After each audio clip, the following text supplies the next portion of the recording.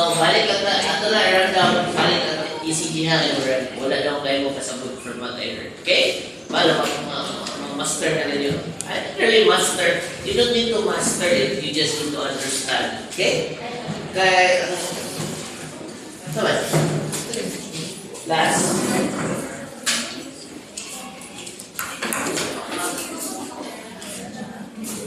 Okay.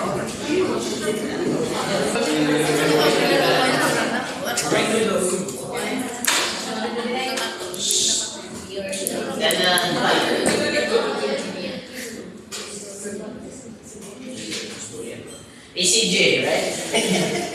ECG. Okay, so inside the ECG, it is what? It tells you how your heart behaves. Okay? In short, an ECG is an electrical, what? It's an electrical, it's a measure of the electrical activity of your heart. So, each time your heart does an action by the pacemaker, it actually releases an electrical current. Okay? So going back to your membrane potential, when I say depolarize, imagine if this is the south pole and this is the north pole, it is depolarizing, so there's a switch between the poles, right? Same with your ECG. When I say depolarize, there's a sudden shift in the charges. Sounds familiar, right? Because that is action potential. Okay? Meaning that stage where the poles change from one direction to the other, that is called depolarization. Or, sa inyong membrane potential, that is considered your action potential. Okay? When you say repolarization, it is the stage where from the depolarized state, it goes back to be ready for another depolarization. That is called the refractory period. Okay? So refractory period is that. Good. So let's continue. So the ECG, you would notice that in the ECG there is a line, right? It is actually a graph, right? It is a graph. Each, for the sake of the y-axis in an ECG is the intensity. How strong how intense the activity happened. Okay? So if it goes to the y-axis, that is the intensity, while the x-axis is a unit of time. Ayaw ko kalimutan. Okay? So if it's from point A, if this is point A and this is point B, we're talking about time. Okay? If this is point A and this is point B, we're talking about intensity. And when we're dealing with the heart, the intensity means the stronger the muscular contraction. Okay? So the higher it is in the y-axis, it is the higher the intensity or the stronger the muscular contraction. Okay? Follow? Here. Okay. So electrocardiogram. So contraction of cardiac muscles is triggered by an action potential. Like I said, action potential. It is triggered by an action potential. So this is an action potential. Okay? This is also an action potential. When there is sudden reversal of the pulse or of an object, that causes an action potential. That is why an action potential in ECG is also called depolarization. Okay? So, usapan kanina sa ice. By the way, the X and the Y, that is called the isovoltaic line, right? Meaning, there is no movement during that time. Okay? So, any questions? Wala rin question. Again, calculate the line where there is no charge, zero on intensity. That is called the isoelectric line. So it is a line because there is no intensity. It is the y-axis is aligned with the x-axis. Okay? Follow mo? Yeah. Okay. So the heart is a muscular pump. after what? By the way, there is a delay of, we're talking, the entire thing happens in milliseconds. Okay? Happens in milliseconds. Okay.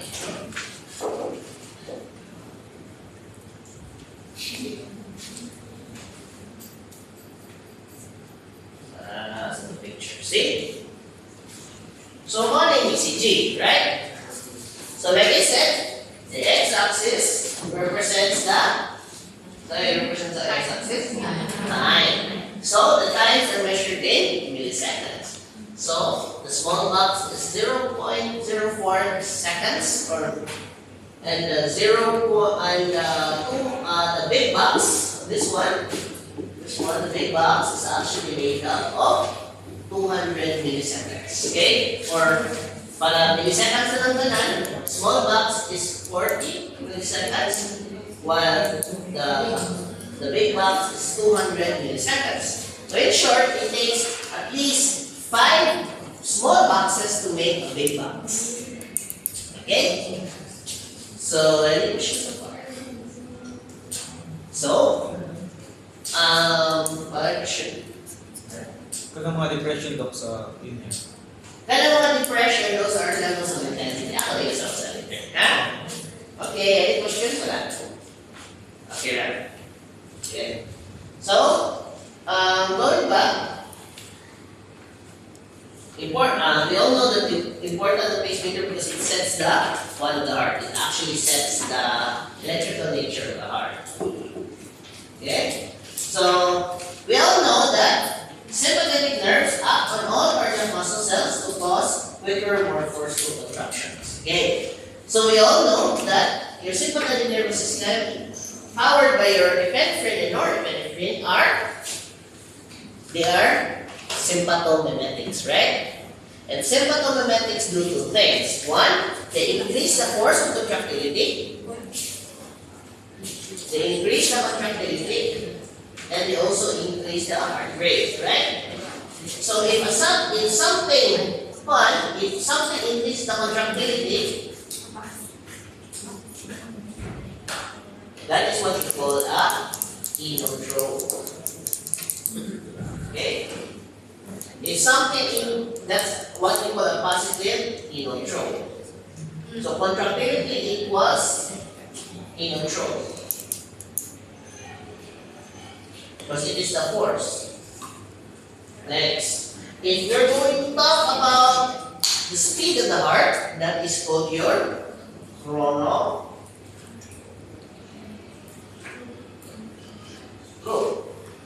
So it equates to speed of the heart. Okay. So in your x and y axis, an inotrope is equivalent to the y-axis. Y-axis. While the chronotrope is equivalent to your x-axis. Okay? That is why we often tell them positive inotrope, meaning it goes up the positive, the y-axis. If it's negative inotrope, it goes down the y-axis. Did you follow? Okay. Sorry, speed. Ito na yung speed. Okay, so when we're talking about speed, so it's the x-axis, right? Okay. So the arterial ventricular node blocks. So let's go back to one. So arterial ventricular node block is cause of cardiac arrhythmias. Any abnormality in your ECG is called a dysrhythmia. Okay? Abnormal siya. So it's often called an arrhythmia as well. More na sila, mga abnormal na mga heart patterns, it is related to the rhythm of the heart. Okay? So more na arrhythmia. Okay. So going back, so let's talk about electrical defibrillation. Do you know what electrical defibrillation is? Kakatawa akong hingon sa, right, sa cylinder. Diba? Pamatsuro na ang bida and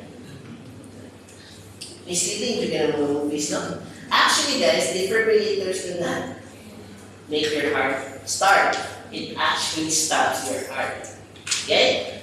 Once you're having a dysrhythmia or arrhythmia, in order for your heart to gather itself, it needs to beat. It needs to stop for a while.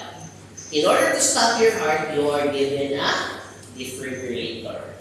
Na naman, because the defibrillator puts all your heart cardiac cells or pacemaker in a repolarized state. What is gonna repolarize? Puts it in a refractory period. What type of refractory period? Ganit basta defibrillation, it is an absolute refractory period. That is why the current is so strong that no other current can surpass it. That is why it's under a state of absolute refractory period. Okay? Then you're given sympathomimetics to restart your heart. Okay, ha? So, mora dyan ang gawin sa defibrillator. It's an electrical shock in order to stop your heart. That is why, kung makulintihan mo si bako, you're going to die. Unless, of course, in the next 10 seconds, somebody does CPR. Kaya once there's a strong electrical current in your body, that current will affect your pacemaker, putting it in a state of absolute refractory period. Okay? And it doesn't take that much. 200 volts, the same thing in your cell phone, right? Same amount of energy in your cell phone can actually stop your heart. It's not really a big deal. Okay? Even your rice cooker, most of rice cooker is 250 volts, right? So that's the same amount of energy needed to cook rice is also the same amount needed to stop your heart. Okay, so imagine when naka-fragile ang electrical system sa your heart. That is why the heart is measured in milliamperes. Okay, pero ay lang, let's not dwell in that. Okay, any question on the defibrillator? Lara, what type of period ganit? Absolute refractory period, also called repolarization. Okay, so the refractory period is a state of repolarization. Okay?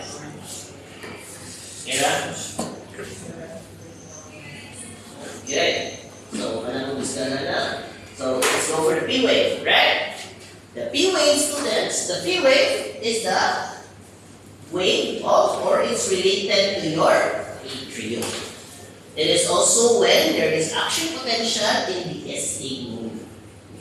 Okay? In the SA node. Okay, so SA node, na siya. Once the SA node activates, that is a P wave. Okay?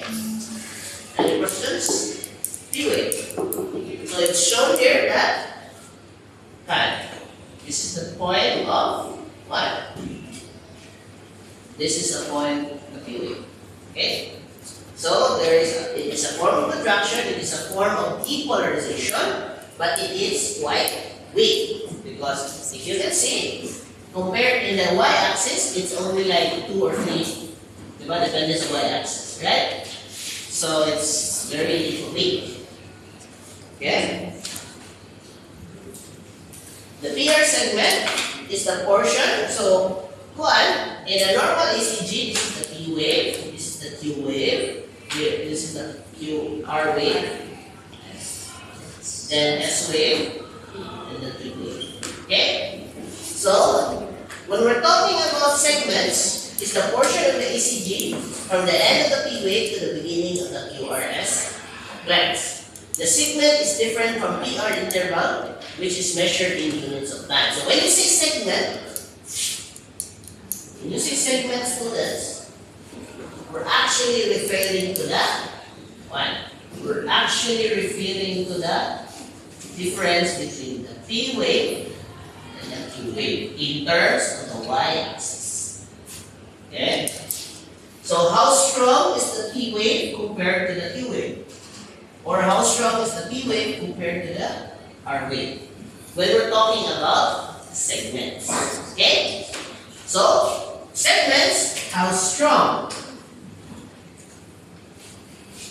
If we're going to talk about interval, how long? Again, when we're talking about segments, how strong? When we're talking about interval, how long? But for the case of your diseases or basic na ECG, you're only going to discuss that intervals. What's that interval? How long? Question. Just looking at the ECG, how will you know how long? How will you know how long? So you count the box. Example. Okay. So, example. So ito yung kanana interval kita. You want to know the segment is you want to know the PR interval. How long was the PR interval? From the point of the P wave to the point of the end of the, or the start of the Q wave, or the start of the what? So this is the PR interval. So you just count how many boxes. 1, 2, 3, 4, 5. So 5 will tell you that the P wave, the PR interval was 200 milliseconds. Yung na ihapon. So example, RR interval. So, we have, pero it will just tell you how long the duration. Diba, we're talking about time, right? And kung time we're going to count the x-axis. So we just count the boxes and we will know the interval. Okay? Any questions? So PR interval is the start of the P wave until the start of the Q wave. Okay? Pero PR interval term na. Okay?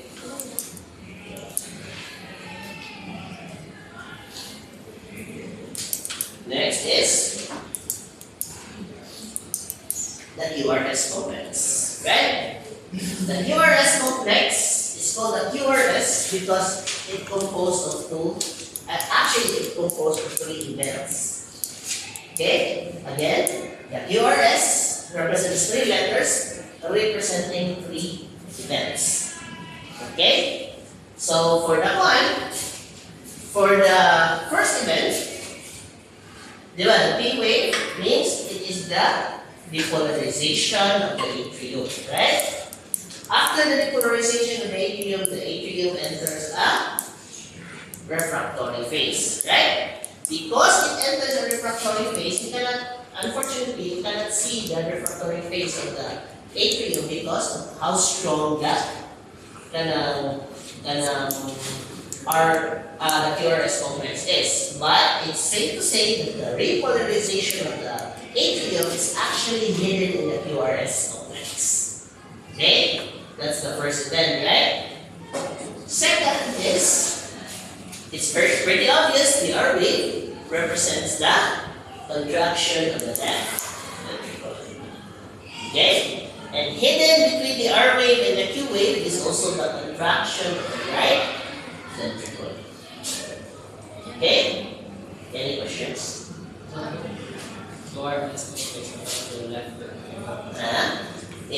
First, it represents the repolarization of or refractory period of the atrium, and it also represents the contraction of the canal wall. It represents the contraction of the canal left and right ventricle. Pero you cannot tell anymore because how strong the QRS complex is, mabilang the complex, it is just found there. Okay? Any questions? Okay. So QRS, is the graphical infection seen in the quad. It is usually the most vital and obvious part of the tracing of the right and left ventricles of the heart and contraction of the large ventricular muscles. Okay, so quad.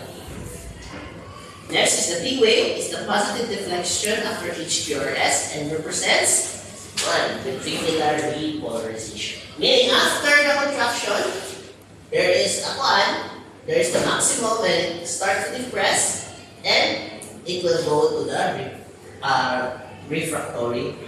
Okay? So you cannot say if it's absolute or You cannot say if it's absolute or relative because, like I said, it should be absolute yun. Okay? If it goes relative, wala na kayo P wave sunod. Okay? Did you follow? Follow mo? Okay, so ato i-relate ang ECG sa Franz-Starling's law. Okay, so Franz-Starling's laws, ito sa itong what are the four components of Franz-Starling's law? Preload.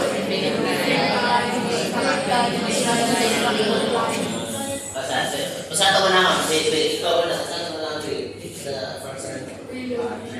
Preload. So, preload, depend. What is preload again? Amount of before contraction. Before we contract an heart, right? So, it is also the amount of blood before contraction, right? So, asa mo nila before contraction? Huh? B-wave. Exact point yun. Ako na reason ha? At B-wave. Pwede mo mag-iwan, ha? So, this is called B-wave, right? B-wave. So, asa mo lang? Preload na, it's actually this point here.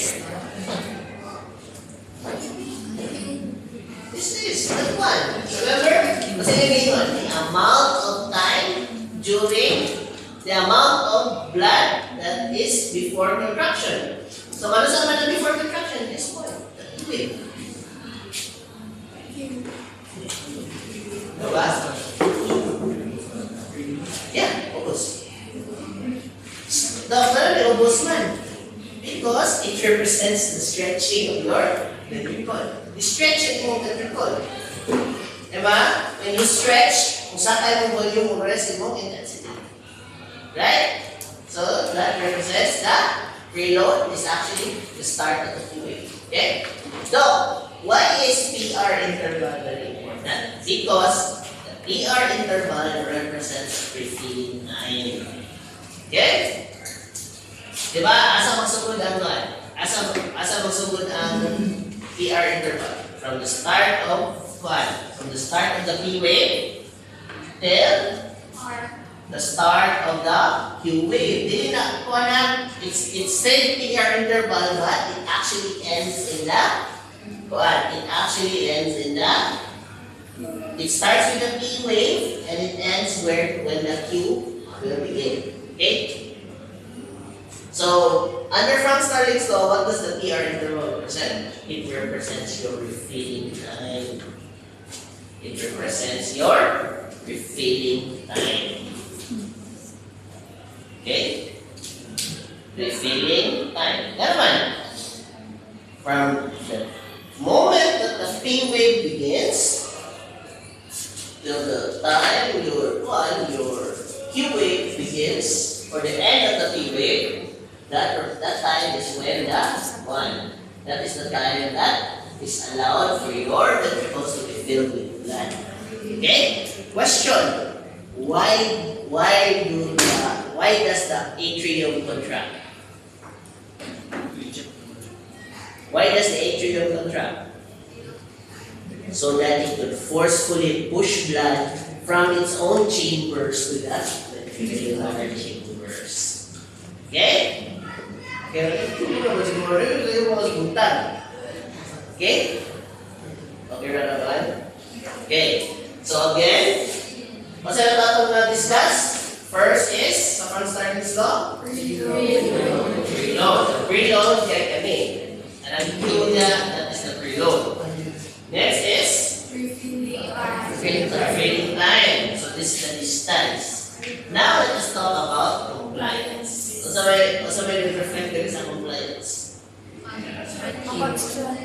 Stretching, right? Question: what's the force driving the stretching of the what? Ventricles? Huh? Yeah, hydrostatic. So in order to stretch your ventricle, you need a hydrostatic pressure. Question: what hydrostatic pressure? What is the source of the hydrostatic pressure? Specifically what? Remember, the hydrostatic pressure needed to stretch the ventricle comes from where? The contractility of your atrium. Diba, muna moving si atrium to force blood into your ventricle. How strong the force coming from the atrium is, it means how well your ventricle will stretch. Diba, there are factors. How stretchable your ventricles are, and how strong the force that is going to stretch your ventricle. So meaning, the intensity of your P wave represents your compliance. But not necessarily how stretchy your ventricles are, but how strong the force of the atrium in order to stretch your ventricles. Did you follow? Right? Follow or not? Okay. Then Doc, where does contractility, very obvious na contractility asa? It is the R interval. Because it represents how strong your blood. If every time ma-depress na yung R interval, meaning wala na contractility yung R. Okay? That is why, if you give epinephrine, it increases your inotrope, meaning musaka ang mutaas na siya. And if you give epinephrine, mupaspas siya. And the problem is, if your heart is too fast, less time for the P wave, less time for the P wave, less ang refilling time. Okay, did you follow? P wave is compliant to Yeah. Any questions? Any questions? Yeah.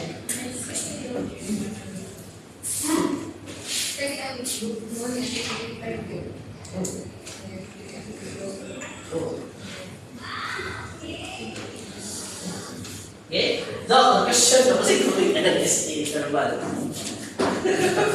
O TP interval.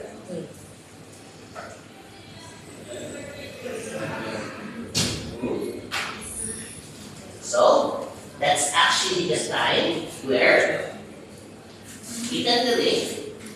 What happens to your blood? What happens to your blood? Refill pa siya, right? Especially the TP interval, right? And the TP interval, guys, that's the time for your atrium to be filled with blood. Okay? Next question. Okay? So again, the TP interval is the time of refilling for your blood. Refilling for your atrium. Okay? So, ano mas dugay man mo refill ng atrium kaysa ventricle? Because your vena cavas do not have pumping. Later on, when you reach the blood vessels, you will realize your vena cava relies on gravity. That is why it takes longer for your atriums to fill up with blood. And when they are filled with blood, the cycle begins. The P wave starts, it contracts, and when it contracts, it fills the ventricles with blood. Okay? And when ventricles are filled with blood, they will contract as well during the R. So meaning, students, the distance between two R's or the RR interval is actually the heart rate. So if you count it, maabot na siya 1 second. Diba? Or, kung atong mata-matahol, it's around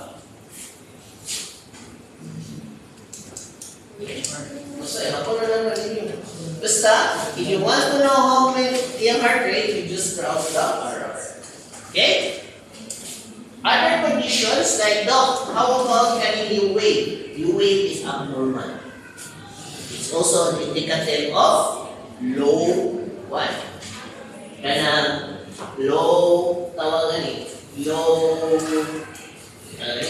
Low potassium levels, pathologically weak. Okay?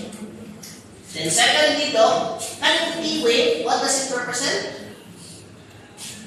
Repolarization of the myocardium, right? Or the heart cell, repolarization. Okay, so when you say repolarization, Once that your myocardium is damaged, you will have an depressed T wave.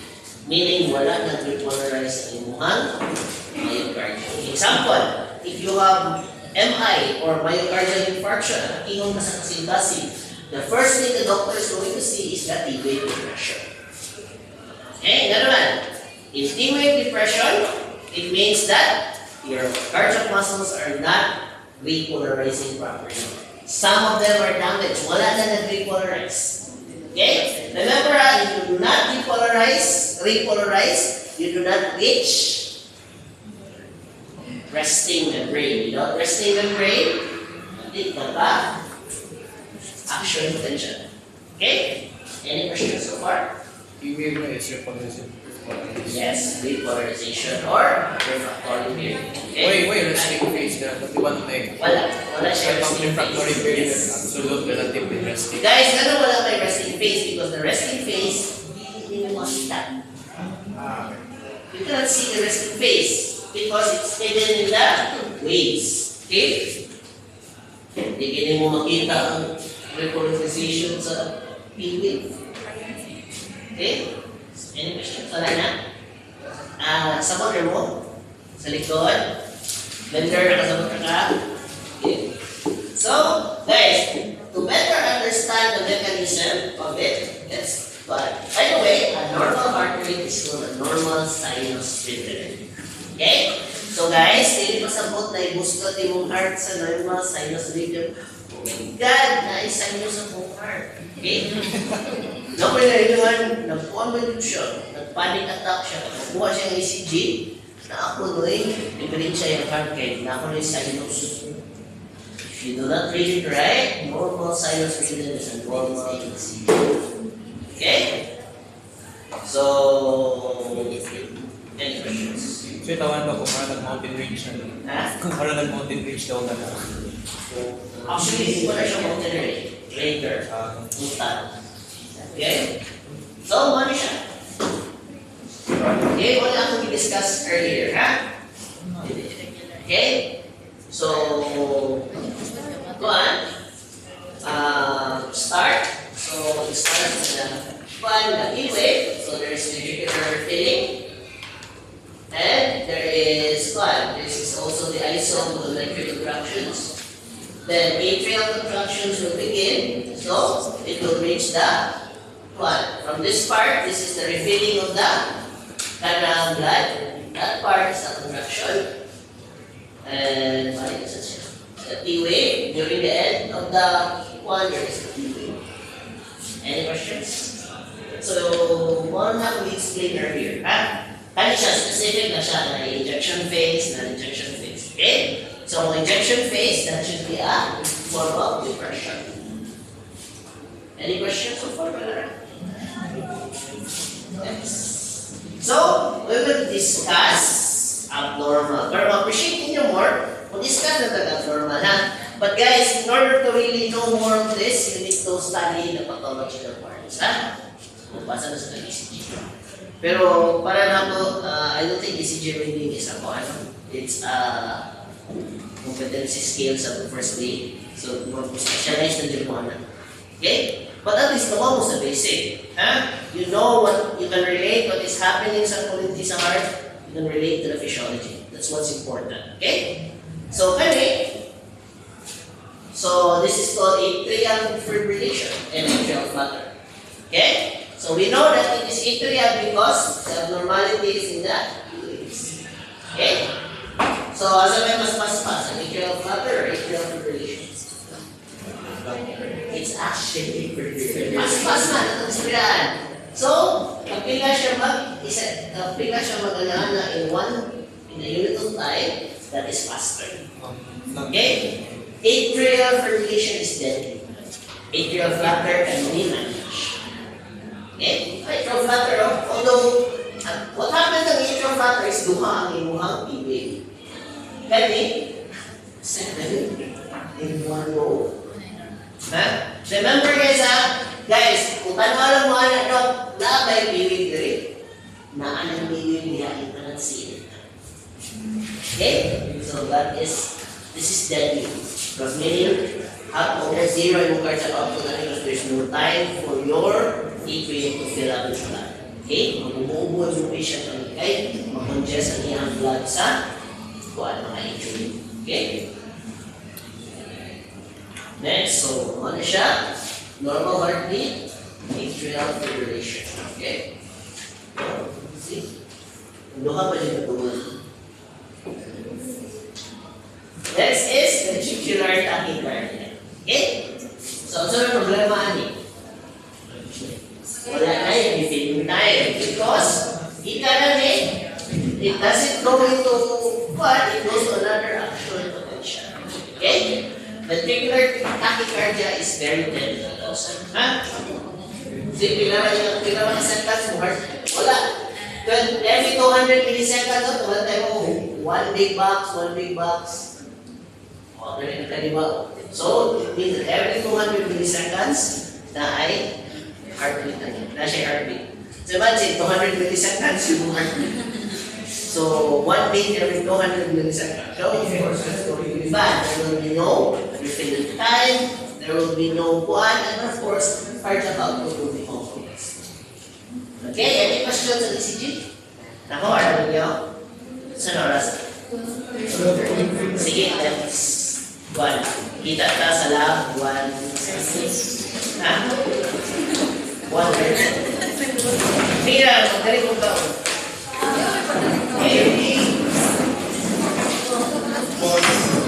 Asa ka rin sa mga graph, correct? Yan ka mga...